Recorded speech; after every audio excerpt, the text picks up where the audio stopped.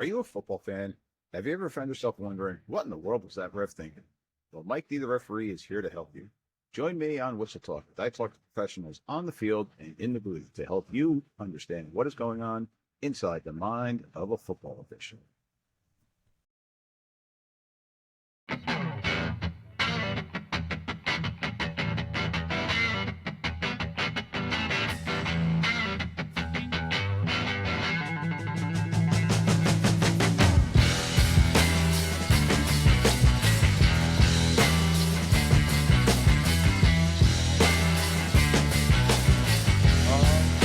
Ladies and gentlemen, welcome back to another episode of Whistle Talk.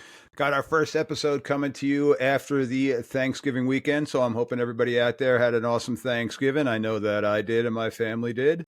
Got a jam-packed episode tonight. Got with us Mr. Austin Ardrey from Runnin Ref, but before we dive in with Austin, ladies and gents, if you're liking what you're hearing, please hit those like and subscribe buttons, hit all those fun things. Check us out on YouTube. Check out the store, Twitter, X, all that stuff. Just search for Mike D, the referee. You'll be able to find me out there. And just please hit those like and subscribe buttons. Again, those algorithms trying to get the good word out there about what us officials do out in the world.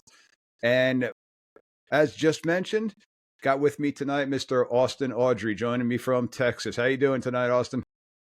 I'm good. Thank you for having me. Looking forward to talking about referees and fitness tonight. Absolutely. Great stuff. Great stuff.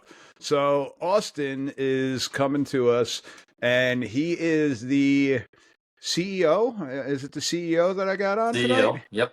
The CEO of Runnin Ref. So thank you for taking the time to jump on tonight. I appreciate it. Why don't you let the listeners out there know what you got going on with Runnin Ref? So Runnin Ref is a fitness training program that we have designed and implemented within an app that officials anywhere in the world can access right there on your phone or your tablet, whatever you want. So we cover everything holistically from warm-ups, injury prevention methods, strength training, fitness directly related to your sport. So that's exactly what Runnin Ref is.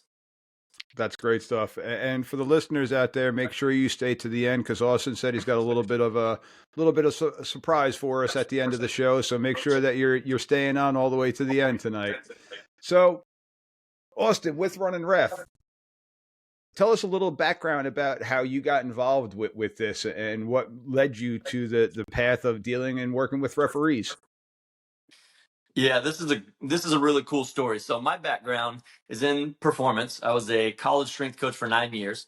Moved all across the country, from here to there, and finally just kind of had enough of it. Well, I moved to Dallas and started a different performance-based business. I had no thought to ever train referees, right? I was training youth athletes, and I still had the burning passion to make them run faster, jump higher, et cetera, et cetera. And a couple college football officials actually reached out. They heard about what I was doing, and what they came to me asking was, hey, can you help us? We have calf strain here. One was recovering from a small procedure done after the season, and their assigner or supervisor, had told them after the season, he said, hey, look, my career changed when I hired a track coach. And that's what my business was at the time, was teaching officials how to run better, how to get in better shape, so on and so forth. And they wanted to just meet up and see what we could do together. And then, here you go, 2.5 years later, after meeting them, now we're helping officials everywhere. And that's why obviously we put it in an app, because I can't be everywhere. Not everybody lives in Dallas, but those were the biggest struggles that they had. Was they needed something to help them prevent some of the injuries, during games. And then they needed to get in shape specifically for football. That's great stuff. And for the people that have been following me throughout the couple of months here, I posted a couple of videos of me being a sweaty mess downstairs on the treadmill or outside going for a run, trying to get myself back into the season shape. And I'm happy I did it, because I had let myself go a little bit. So it's definitely something that paid off for me getting back into shape. But I know, well, to steal a line from a great movie, I think Matthew McConaughey may have said it, I keep getting older, but they keep staying the same age. That's right. All right. But yeah, in a different sense, these high school kids, they keep staying the same age, but they're getting bigger, faster, stronger. And I just keep getting older and slower and different things like that. So having something like this is a fantastic idea, and I love what you got going on here. So how long have you guys been up and running now with the program? So it'll be, excuse me, it'll be 2 years come January that we've officially, had the access for officials anywhere. But I met these guys 3 years ago, and at that time we were just meeting once a month in person. We would all meet in a central location. We'd go through these workouts together, which now we host sessions in Dallas like that, once a month. But then we started sharing off of Google Sheets and Word documents and emails and text message threads, and it's like we can do this in a better fashion that's simpler and very clean and concise. So the better part of 2 years now come in January, which pretty exciting about, what we've been able to accomplish in 2 years. Yeah, that's a pretty short amount of time too that you've gotten this all up and running. That's really great stuff. So to backtrack a little bit, you said that you had somebody approach you and you were working with the high school athletes and stuff like that. What was Go back to that first session that you had, that first in-person session that you had with people like me, older, slower, beat up, instead of working with the high level athletes now. How did that all work out and how did that go? Well, I mean, as you know, the officials aren't thought of, right? And myself included at the time on college sidelines, getting the players out of the officials' way. But then again, you don't pay attention to the official, you watch the player. So I had to actually start asking them questions, like, look, tell me about what you do. Tell me about your position, X, Y, and Z, right? And so what would have taken us, had they known what we were doing, 45 minutes, this session took us 2.5 hours. Now, some of it was Oh, talking and teaching, but some of these movements and exercises or drills, maybe they hadn't done since they were high school athletes or college athletes themselves, right? So we talked, they told me kind of what they do. I shuffle, I backpedal, I turn and run. And so now my wheels are really spinning, right? And the plan was already to go in and just take them through a college conditioning based session, right? So we did some soft tissue therapy first, right? It was spent time on the calves, the hamstrings, the glutes, the hip flexors, a couple other spots. Then took them to a dynamic warm up. And at the time, I didn't know if I was going to meet them again. So at that point, I needed them to get anything that they could take with them to the locker room, to the field. And again, I'm thinking about it. I'm like, I've never seen a referee warm up. Now, we know some do, we know some don't still. mhm. That's something that we hope to accomplish, is to, get more referees doing that and taking care of their body on the front end so they can save themselves. But we went through soft tissue prep, warm ups, running mechanical drills so they can become more efficient and the game is easier. And then we conditioned after that. And I tried to make it look like, time between snaps. And we really tried to cater it to exactly what they would see, getting ready for the camps and clinics coming up in March and April. So that's a great point. I love how you do that because it's actually a workout that I used to do as a coach for our players is simulating a 5 yard run, a 20 yard pass, and simulating those sprints. And then, okay, now you get 10 seconds for whatever your huddle may be. I can honestly tell you that the last game that we had, our last game of the season that we had as a crew, 185 snaps at a high school game. This was for a state sectional championship game. The one coach, the head coach, came to us and said, we're going to try to snap the ball every 15 seconds. They were a no huddle spread team. The second team was also a no huddle triple option team. So the ball was on the ground, but 185 snaps. I mean, these kids were getting, and both teams were phenomenal with it, in shape, end of the season. But I was very happy where we were as a crew, in shape, both physically and the mental aspect, to still be in it at the end of the game Yes. because we were there physically. So kind of, I'm a high school phys ed teacher, so some of the lingo that you're mentioning, I also do talk about with our high school students and as a former coach. But for the regular person that's out there that's stepping out onto the field, talk about why it's important to have the warm-ups and different things like that. What are you looking to do with the warm-ups? There's a lot that goes into it, but the number one with officials is, we've already kind of hit on today, is that, the kids are staying the same age, but you're getting older. Your likelihood for an injury goes up, the older and older you get, right? Your body just doesn't work like that Ferrari it did when you were 20 years old anymore. So you got to give it a little bit of love first. So injury I got prevention is a big deal. But I got as to the interrupt you game, really quick. I got to interrupt you. I apologize. I was an offensive lineman, so Tractor trailer, not a Ferrari, but thank you. Well, some of those linemen now are moving, Yeah, today, yeah, you're right. and that's the way that the game has gone too, right? Is that it's spread out, it's up tempo, it's speed, speed, speed. Now the line of scrimmage still matters, but at that point, the officials have to be able to move too. On the other side of it, so the warm up's important because I have to be loose enough at any point in the game to be in position to make the call. I mean, I can't get caught flat-footed and not be prepared to be in position. So Yep. I think from the performance side, it matters a lot too. Yeah, and one thing that I really do harp on with a lot of the different episodes that I've had is our mechanics of being in the right spot at the right time, and that slows the game down for us to be able to see the calls that we want to see. And I really attest to me being in better physical shape. I think made me a better overall official this year of being in a proper mechanic spot, it being where I should be, and also late in the game when it's crunch time, when again, I'm going to quote Vince Lombardi, fatigue makes cowards of us all. Well, when you're fatigued, you start to have more mental lapses when you're physically fatigued, because I'm not sitting there saying, oh my god, I'm so tired, when's this game going to be over? I'm still able to be focused on what my keys are in the play and not taking a play off, because not only is that when I miss a call, but that's when I miss somebody getting injured or put myself possibly getting injured. So I definitely agree with what you got going on with this. So I really do think it's a great setup.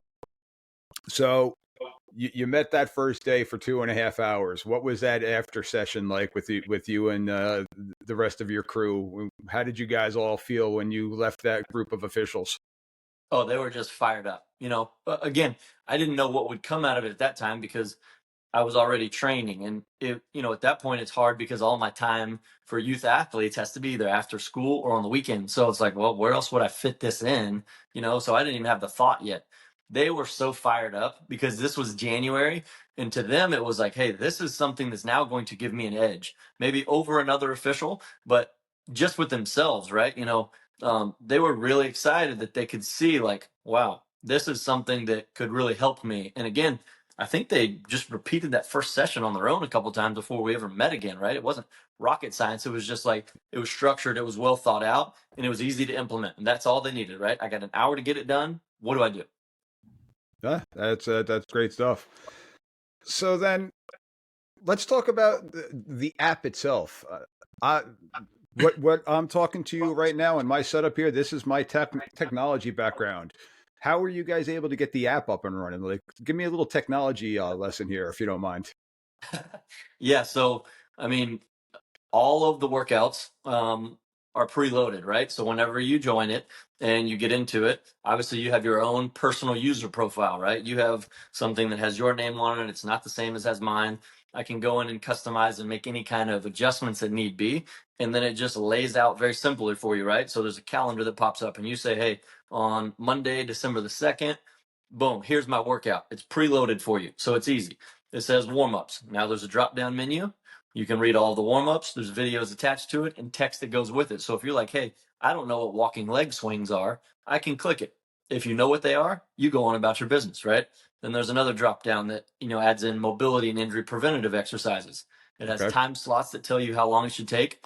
Then it gets down to the workout, and it's the same thing. Everything has videos that demonstrate exactly how it should be done because, again, I can't be in Kansas and New Jersey at the same time, if there was a session to train an official. So the whole idea is just as simple and effective as it can be. Officials have full-time jobs, they have families. You need to get in and get out and just get the job done to get better. So now we're coming to here in New Jersey. We're basically done with our high school football season, and I know around the country, we're there. I'm seeing semifinals and finals are coming up. When would you recommend officials start doing programs like this? Is this something that you recommend a year round? Is it something kind of gradually build to and have a peak type of a scenario going with it? I know a lot of football teams players will take basically we're done now. They'll take the end of December and come back fresh on the new year and start up and running with their workouts. What are your thoughts when it comes to the official aspect of it? I think it's year round because you're an athlete, right? You always have to.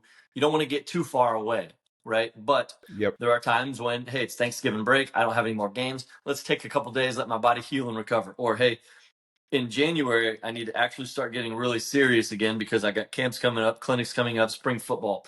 But football becomes easier than some of the other sports because there's a very accurate timeline that goes with it. We know fall camp starts in August. We know when the Super Bowl is, right? So we can draw up a more definitive calendar around American football than some of the other sports. So, with that being said, if you're a very active official, you want to work out year round, so on and so forth, you're like, hey, I don't want to take a ton of time off, maybe weekends, or maybe I'll switch and go 3 days a week instead of 5 days a week, or whatever the case is. There are things that you can do that are easier on your body, and you don't have to a lot as much time, right? It's just in performance training, it's just periodization, right? What do I do at certain times of the year to optimize? But again, if you're an active person, you like to be, you just need a little variety or some different options to help you. So now, for me, I am a football official. I don't officiate other sports because my activity comes with me helping coaching my kids out with their sports and stuff like that. But I do know that there are a lot of officials that are multifaceted officials, and now we're into wrestling and basketball season, and then comes track season and baseball umpiring and uh, mentioned pre-production. My daughter is a lacrosse player. Lacrosse around here is going on year round between indoor leagues and winter leagues and fall ball. What do you recommend for officials like that are going through multi sports and different things like that? I think at that point they focus on their in season because, in my opinion, game day is the most important, right? So if I have some that overlap, right, I'm a football official and then I go into basketball season, that's you never get out of shape, kind of, if you will, right? But Okay. at that point, you don't let your off-season volume. That's the thing that kills most people, and that's athletes, that's officials, that's anybody who trains. I think people tend to think they need way more volume and way more work than they actually do. If it was just very direct and focused, so the in-season time period gives you the ability to structure it around game day, where game day is what I want to be fresh for as much as I can. And then you roll into your next one, but you're already active. Your volume comes from the game. I mean, 100 plus snaps in a football game, you're in, pretty good shape. So you don't need to do a ton more of conditioning, right? You supplement a little, but Yep. then you roll into basketball, and basketball is just boom, boom, boom. So I think focusing on the in-season time, really around keeping their body loose, recovery, strength training, but not going overboard with it at that point because it is important for an official as well. And again, just too much volume's a killer. Okay. Now we were talking, and you brought up a couple times injury prevention.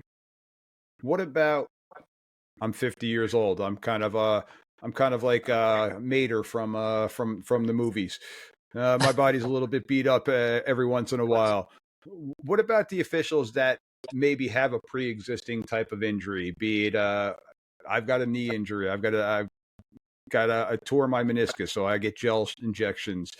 Do you guys have stuff tailored for people like that may be either looking to recover from an injury or are always recovering from an injury that they're a little bit banged up? So what kind of stuff do you guys have for that? Yeah, so the deeper and deeper we've gotten into this, I've pretty much pinpointed all of the most common injuries that officials have, right? Patella tendonitis, Achilles tendonitis, calf strains, some low back pain.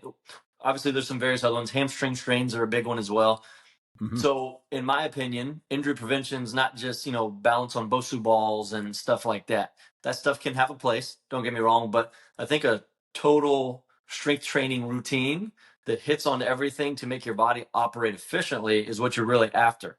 So, with that, there comes specialized exercises, right? So I'll say, for example, Achilles tendonitis. Okay. There's stuff on the field or on the court that you can do to prep yourself, right? And prep the Achilles, prep the calves, make your body operate. But then there's special strength exercises that we utilize as well that really target that. So you may bench press and squat in a workout, but there's something very direct towards the end of it that is specifically for your calves, your Achilles, your ankles, so that we can prevent some of those. Same thing with the knees. We have some different banded exercises that you would see in a physical therapy clinic. We use them in a warm-up fashion so that we can get it in and it can build the quads and protect the knee a little bit more. Okay. I want to backtrack a second because this just came into my mind. But as the phys ed teacher, the gym teacher that I am, explain to the listeners out there the importance of overall flexibility. Because as we get older, our muscles get tighter. That's when the back starts to ache a little bit more. That's when you're going to start getting those pulled hamstrings. So dive into that injury prevention, but specifically tell me a little bit about flexibility stuff and what kind of flexibility things that you guys have. So I think pre-game, pre-training is a little bit more dynamic warm-up type of stuff, if you will. So, walking stretches, but then we pick up the speed of movement. Now, in the weight room, we're talking about true mobility here. That's where I want to find some stuff that sticks a little bit longer or that really opens up joints. So flexibility being a little bit more muscle based, mobility being a little more joint based. And that's Okay. really what you should be looking for, in my opinion. Ankles, knees, upper back, hips, big regions to focus on to, like you said, you've been sitting all day, your hips are going to be tight. You need to loosen those back up prior to getting on the court or on the field and moving. And that's where the injury happens. You sat at work all day and you didn't loosen yourself back up. Yep. Definitely happens. And for me, it's a lot of driving too, here and there to get to the different games. So sitting in the car definitely tightens everything up. And I don't want to just jump out in the car and then go, which unfortunately I have had to do at times. And I'm like, oh man. Sometimes it's part of life, but I know it's unfortunate. It's like, geez, can there not be a wreck on my way to the game? Yeah. so so we got the mobility and stuff like that. You mentioned sports specific, and you mentioned talking to starting off with the football officials. What are you doing differently from, say, somebody like myself that's just a football official to, say, somebody that's just a lacrosse official? Is there a lot of crossover between the workouts and different things like that, or is there more specifics to soccer and to lacrosse where it's a bigger field and basically less officials on the field too? Yeah, we're getting more and more specific. Now, we have a little bit of a cheat code with soccer as, we have a state association that we work with and they actually have GPS units on the referees. So like what you would see the players wear. So we have a little bit of a cheat code. Now I can go in and dial that in. So the difference between, we'll say, football and soccer now does change. The volume of running is much higher as opposed to our football officials, right? Some of the movements that maybe we incorporate, or there's some times where they just do 30-second runs and see how far they can get too. And our football officials, we don't do that. So there's beginning to be more and more differences. Our football officials will do some more multi-directional stuff too, is, part of their warm up to get ready for that. But the weight room is a little more general. So when we talk about strength training, injury prevention, it's a little more general, but we try to keep that in mind as well. Like a football official may need a little more groin work, right? As opposed to soccer official, maybe we add in an extra hamstring exercise throughout the course of the week because of all the running they do. And that's funny stuff because I used to do triathlons, so that was my running, and I did a marathon once. So I had a GPS watch that I used to wear for the games, and every once in a while I would put the GPS watch on to go back to Strava or to Garmin, whichever app that I was using at the time, and I would see the codes of everything going up and down, and you would see that you'd see the hot spots, and if I was working the sideline, we're coming in and out, and also saw how accurate some of the GPSs were or were not, which was kind of amusing at the time. But Yeah. yeah, that was definitely something fun to take a look at after the games and see.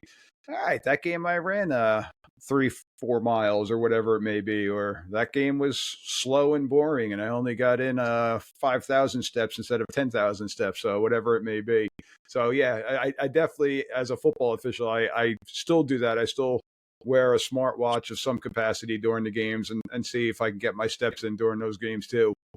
Yeah. So Yeah, it's always trying to find the fine line because the ultimate goal is to prepare you to officiate football, right? Yes, sure, I want you to be in general great shape and health and be a healthy individual, but specifically, I need you to be in shape to officiate, not lose your late game focus, not get injured because you're not in shape, or you have to take off and sprint. So I think that the GPS stuff is great. The technology is helping us, but it's always finding the fine line between doing too much in training and doing enough to prepare, right? So I think we're getting close on really, really dialing that in, but it's going to take a little bit more work and like actually paying attention and spending time at games and hopefully getting some units on football officials at different positions on the field as well in the future to, really take it to the next level. Yeah, that would be cool. That would definitely be awesome just to see how what everybody's doing. And I know, and again, you and I were talking pre-production. One of my next coming episodes, we're going to be talking about the umpire position in football, and the pros and cons, the good and the bad of possibly moving the umpire to the offensive backfield. And one of the negatives that people continue to bring up is it's a lot more running, almost to the point that some officials that I've spoke to have done between 5 to 7 miles when they've tracked their steps and stuff like that, because it's that much more running and backpedaling and different things like that. Where traditionally our umpires in the high school level are usually the bigger officials that are out on the field. So I know that it does get a little bit of pushback with that, and I'm just, in my opinion, I don't mind the running, I don't mind the moving, and I think personally we could get some more younger officials involved if they didn't have to worry about getting run over. That would be up to the running aspect of it, but that's another show. Yeah. Good. So, You've ladies got and other gentlemen, topics to stay cover. tuned for that one. Yeah. You got multiple topics. Yeah. So you mentioned it, and I mentioned it before. What kind of feedback are you getting from officials? Because I was looking at the website, I saw a couple testimonials that you had on there, and it's a lot of great stuff. What are people? What kind of feedback are you getting from the officials that are out there, and how can that help get other officials involved in this? I think it just creates a little bit of a belief, right? Because it's a new concept, right? Oh, specific training for a referee, right? Why don't I just continue to do CrossFit, or why don't I just continue to do Orange Theory, or I'll squeeze it in when I can? Well, we're trying to be very, very specific to you, just kind of how organically this came about. But, when it comes to some of that, there's a variety of stuff that we get back from people. And some of the biggest, is getting rid of injuries. Like, I feel better, right? It's a feeling to people. They become attached and they want to tell people about what they've experienced once they feel a certain type of way. I didn't have Achilles tendonitis this year, or I made it an entire season, or, I mean, can you imagine some crazy overtime games where an official goes through maybe 150 snaps in a game and he's like, I actually felt good at the end of the game. Don't get me wrong. Maybe I wasn't fresh like quarter one, but like I was operating at the same optimal level that I did. Those are really cool things to say when people tell us that, I was very prepared. The game came easy to me. That like, that fires me up. That makes me get back to work. That's good stuff. So now, one thing I do got to ask about that I think is a little bit unique to the sport of football is halftime. Here in New Jersey and across the nation, it's supposed to be a standard time frame for halftime, and I could tell you that standard time frame is always skewed because what school brought their band? How big is their band's playlist? Is it senior night? Is it parent appreciation night? Is it Hall of Fame night? So we've had, in not often, but we've had one time a 35 to 45 minute halftime. And in other games, we're getting our 15, 20 minutes and we're back out on the field right away. So, what kind of recommendations do you have for halftime, coming back out the second half to prepare yourself? Yeah, that one's crazy. It's always tough. We did a warm up with a Dallas officiating crew this year, and Okay. you maybe seen some stuff from the warm up that we've put out on social media in different clips. Game time was supposed to be 7:30. We got done with our warm up, and the clock on the field said there was like 30 minutes left or whatever it was at the time, and they're like, "That can't be right. Game's at 7:30." No, they had to speed it up. So I get it. You have to sometimes on the fly. It's just it's never fair for the official, I swear. But I think your pregame warm up needs to be on point. You need to be ready to go. At that point, you're loose. You've been going for, the better part of an hour, hour and a half. You're moving, you're not sitting. I think what gets people in trouble, the colder weather where you're at is very tough, Yep. right? I live in Texas. We have, even some indoors that we play in, like at the Star for some of these local officials, right? They're in a different environment. So they're going to stay warm longer. They're going to stay loose longer. I think sitting too much, I know you haven't got to sit the whole game. you want to get off your feet for a minute, but you can't let that take all 15 to 20 minutes of it, or now you're going to get stiff and tight again. You're going to get lethargic and you're not going to feel good. Some quick fuel, obviously, any kind of hydration that you personally prefer, water, get something in your system, maybe something real quick, but sit down, take a minute, use the restroom, and then just try to move around a little bit. If nothing else, stand back up. You can do some in-place stretches. It doesn't have to be lengthy. I mean, another 5 minutes of just a little bit of movement, keeping your body going, I think could really, really change the game for some that might opt to just sit and get stiff, especially again in the cold weather. Yeah, and that I could say I am definitely guilty of, because sometimes well, one place had us in a garage out back with the door wide open, so there was barely any warmth in there. So just kind of moving around just to stay warm at that point in time. And Yeah. other times, we were just trying to get in and hydrate as best as we can, because our climate here in Jersey, we fluctuate, and I know you guys are dealing with the heat a lot more often than we are too. But you get those fluctuations. Um, you mentioned bringing in the fuel and stuff like that. So by the fuel, you're referring to the free hot dog that the concession stand gives us? Yeah, or the Snickers or Yeah. something that they throw your way. Yeah, just something that you can digest easy that gives you a little bit of energy, right? I mean, you got a whole nother half where you got to be locked in for.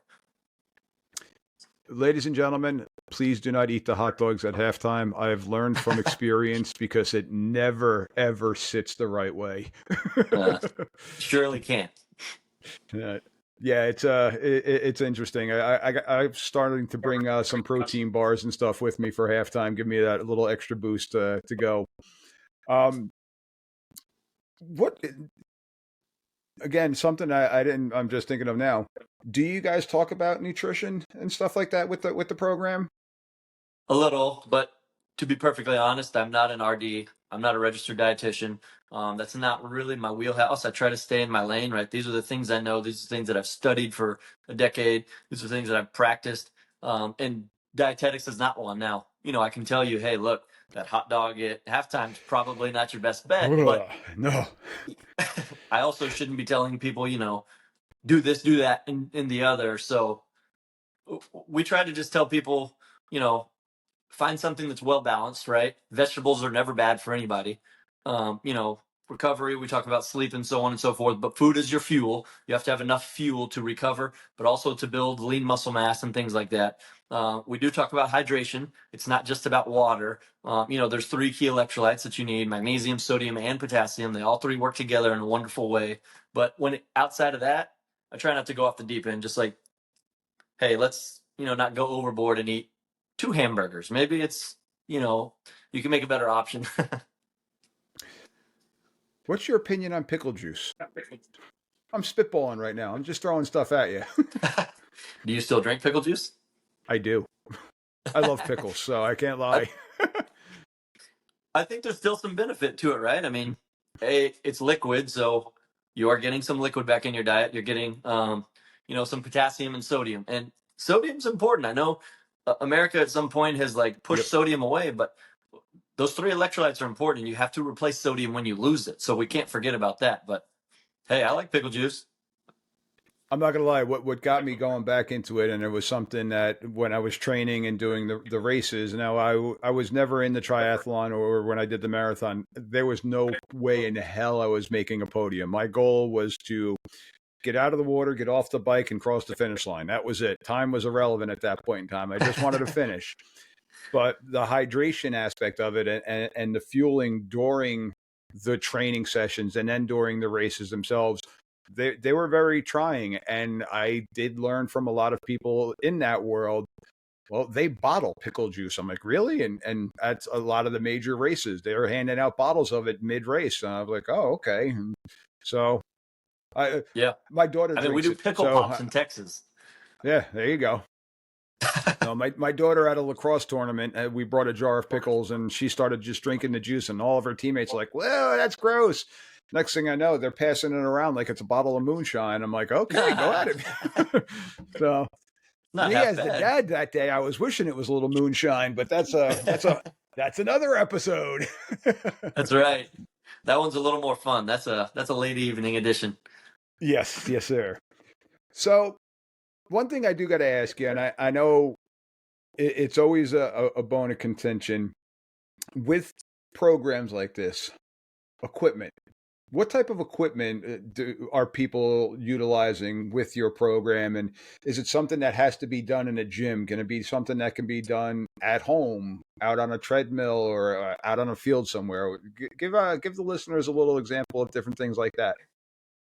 Yet there's a lot that goes into that, right? And we didn't have the answers at first because we have to listen to the officials, right? If Mhm. they're not getting what they need out of what we're trying to do, then we've got to give them something else. So standard gym equipment would be optimal. You don't need anything crazy to be able to do it, right? Barbells, dumbbells, kettlebells, a pull-up bar, so on and so forth. Now there's things that can enhance what you do too, right? Like a couple different banded options, right? I sent out an Amazon link to somebody recently and it was just like, hey, don't break the bank because you don't need to, but this enhances what you're doing now, right?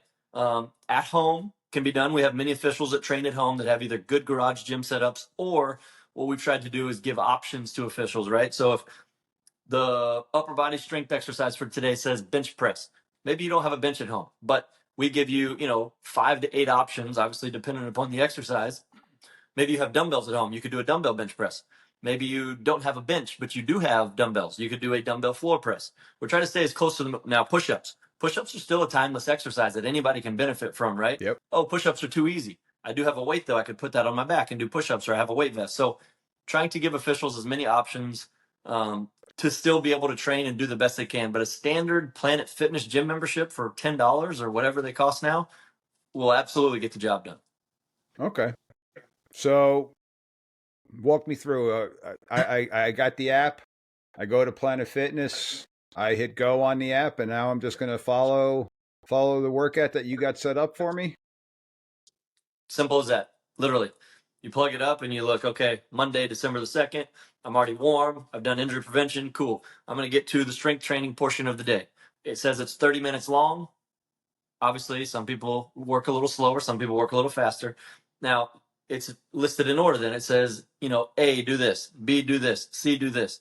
2 sets of 5 reps, 3 sets of 8 reps, so on and so forth, all the way to the bottom when you're done. Great stuff. How do you keep people motivated now? Try to stay in contact with people the best I can, with obviously not being Okay. overbearing, right? Because it's important to me. I care about it, and if you are entrusting in me, I want you to get the value, right? There's not anything that beats in-person training, but we're doing everything we can to make this as much of a personal training experience as possible, right? Again, an official in California.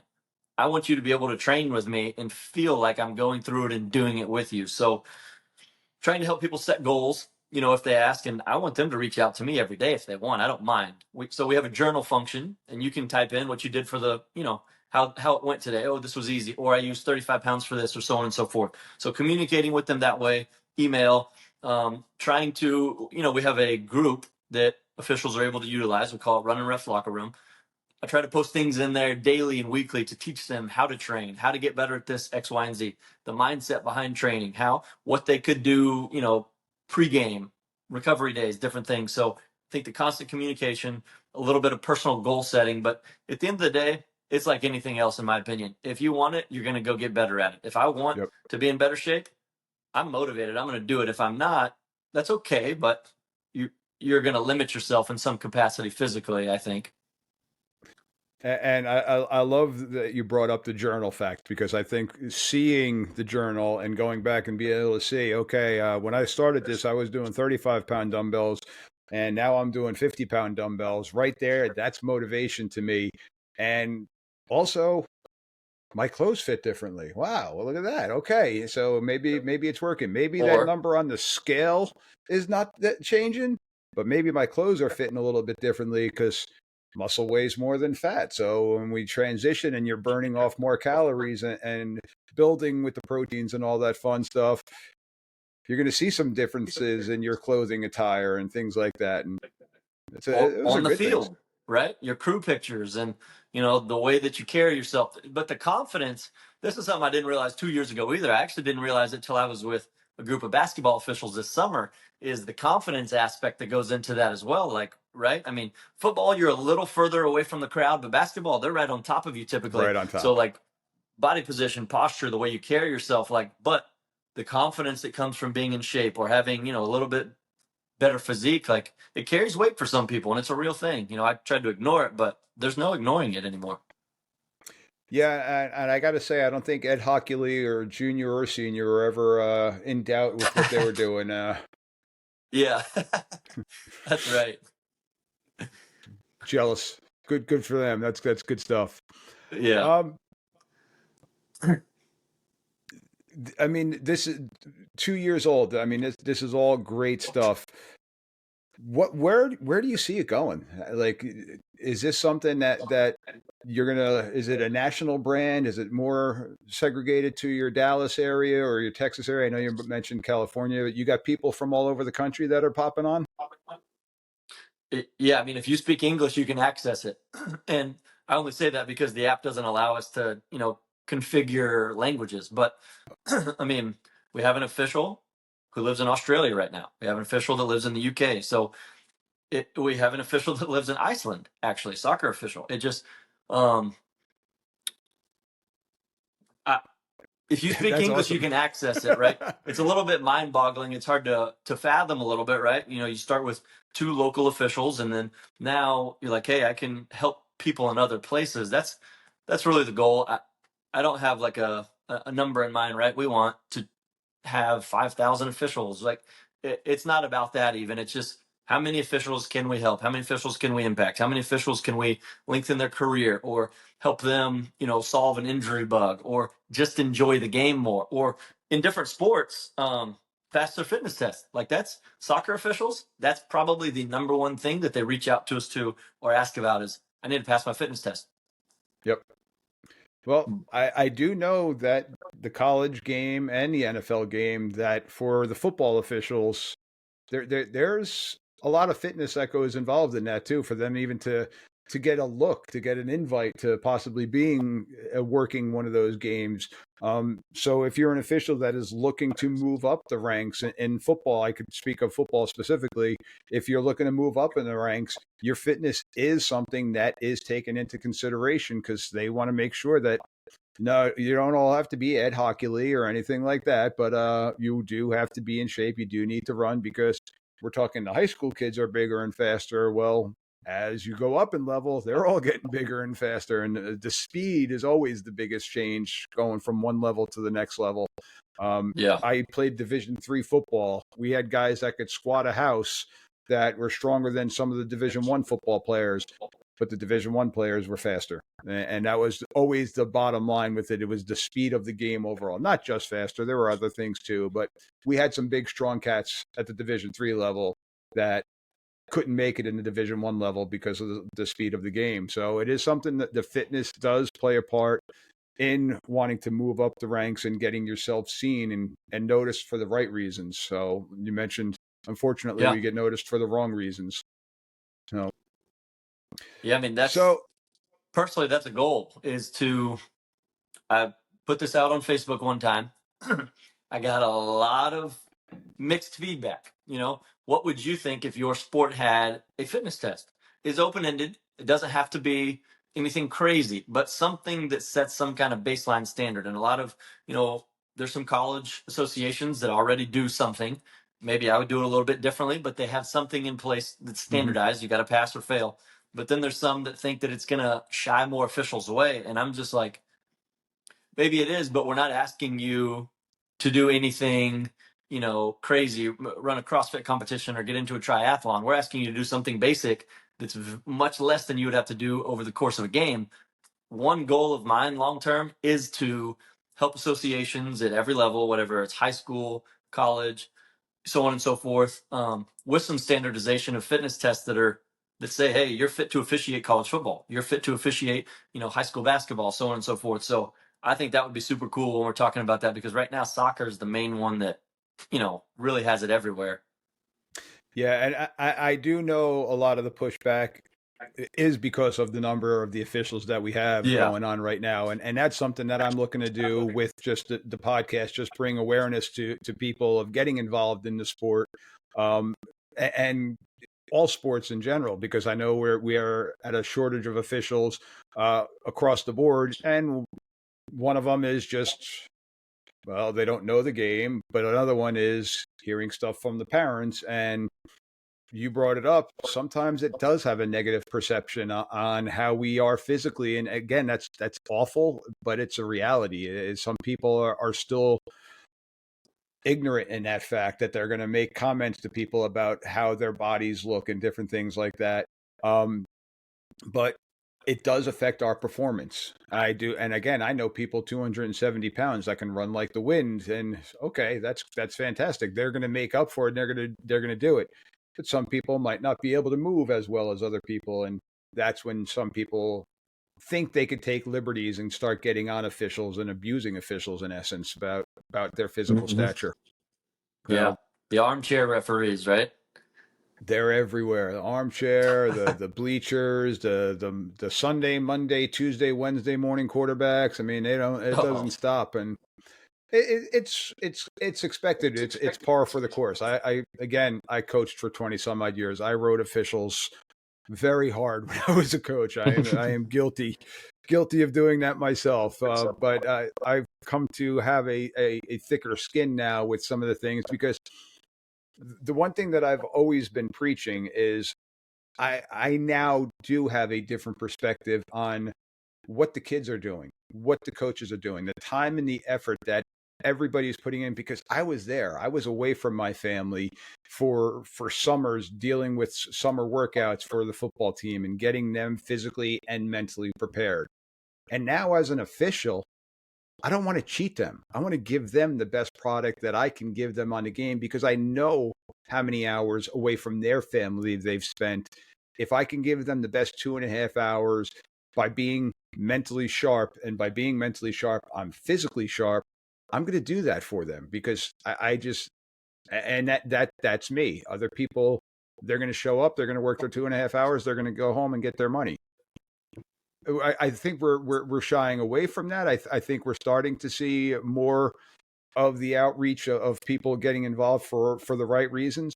But I don't want to cheat the kids. And now being a dad, I don't want my kids being cheated. So I'm yeah, looking at it from a lot of different glasses and different hats on of trying to figure out what can I do better to make it best for everybody involved. And sometimes it's a little self-sacrifice, and I'm willing to do that. I've learned that by now. So yeah, absolutely. so I got one more last question for you, and then I know you got a little bit of that surprise that we told the audience about. But last one's a little bit of a tougher question. I want to think about that old school official that is that 2.5 hour official, doesn't do stuff in the off season. What are your thoughts? And what are your techniques on trying to get that person initially motivated? Because that's always the hardest thing. And I know it's always that first couple weeks. If you can get through those first couple weeks of any type of training program, you're usually going to stick with it. But what ideas and what thoughts do you have to get that initial started? Creating habits. I mean, that's the biggest thing because typically that's what it comes down to. And we have had officials reach out before that say, "Hey, I'm interested. Hey, I want to know more. Hey, I'm asking for help. I know I need it, but I can't get myself to do it all the time. I'm going to need a little bit of check-in or something of that nature, right? Something like that." So, I'll just kind of be on them a little bit more, maybe an extra email per week that I might send them, or I might message them on a journal entry that maybe I don't need to specifically, right? Maybe they were just thinking out loud, trying to get them to keep continuing their habits. And that's the biggest thing that I always look at. And that's a lifestyle thing for me as well, is right. I go to bed at a certain time because I know I need some rest and I need to do X, Y, and Z, but trying to create them habits. And hey, you got 3 workouts in this week. Great. See if you can get a fourth one in. And then when Sunday comes around, hey, you know, hit 4 of your 5 workouts last week. Let's see if we can for sure hit 4 more. And then if you have time on that fifth day or on Saturday morning, you have time, let's get the fifth one in. But the biggest thing is creating habits, and then things start to change because nobody gets better with 1 or 2 workouts. Let's be honest. Like that's not a thing. You don't get you don't change your body by 1 or 2 good meals and eating a plate of broccoli, right? It takes time, it takes effort, it takes sacrifice, but it comes down to habits. Unfortunately, we live in the microwave era where we want to see those results. We want to have a bowl of popcorn in 2.5 minutes instead of taking the time to let it marinate and do it the right way. But yeah, That's right. couldn't agree with you more. I don't disagree with you is what I meant to say. That came out wrong. But yeah, I couldn't agree with you more in that of setting those habits and getting those daily habits. And it, it's something that I'm working on improving on myself. And I'm always going to continue to try to improve on it myself and keep going and keep on plugging along. So, all Yeah. right. I mean, we're human beings, right? We're not perfect, but you know, we strive to get better and better each day, and it adds up. Absolutely. So, with that, you had mentioned pre-production. You may have a little surprise for the listeners. What do you got for us? We do. So we created a special code for anybody who listens to this podcast. Um, when you go to our website, if you're a football official, basketball, it doesn't matter, and you select a program and decide you want to give us a chance and try to train with us, use code WHISTLETALK. That's going to give you 25% off your first month of training. You can cancel it at any time. You can keep going. Completely up to you. But we wanted to do something special for anybody who's listening. We wanted to make sure that if you took the time to listen to the podcast, to listen to me as a broken record, talk about, officiating fitness and why you shouldn't go to Orange Theory, then, I wanted to do something special for everybody and obviously help people out as well, right? Oh, that's awesome stuff. I appreciate that a lot, and I hope the listeners out there appreciate that too. But thank you very much for that. I truly do appreciate that. That's great stuff. Yeah, absolutely. So let our listeners know, how can they find you? Where can they find you? What kind of social media tags you got for them out there, so people that are listening can look you up. Obviously, go to runninref.com, and there's no G in that. I had to double check that No G. myself. No G. Running. But yeah, on social media, Facebook, Instagram, X now, at Runnin Ref. YouTube, we do some longer stuff for YouTube, more production type of stuff on that as well. We're trying to, those becoming a little bit more how-tos and really showcasing, what to do. But then also LinkedIn, if you're a part of an association, we do stuff with associations, right? And one of the things that I really want to get more into, and we've done, is we've been a part of some camps and clinics and different things and gone and warmed up, 100 referees at a time, which is super cool.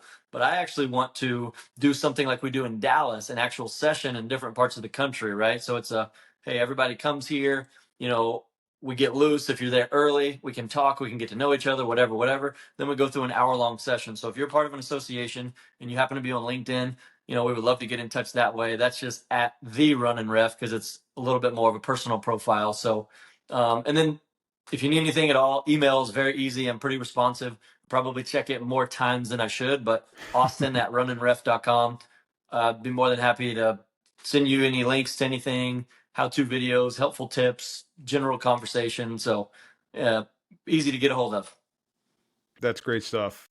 And once again, ladies and gentlemen, to reiterate, go onto the website, put in Whistle Talk and the promo code, 25% off that first month. That's fantastic stuff.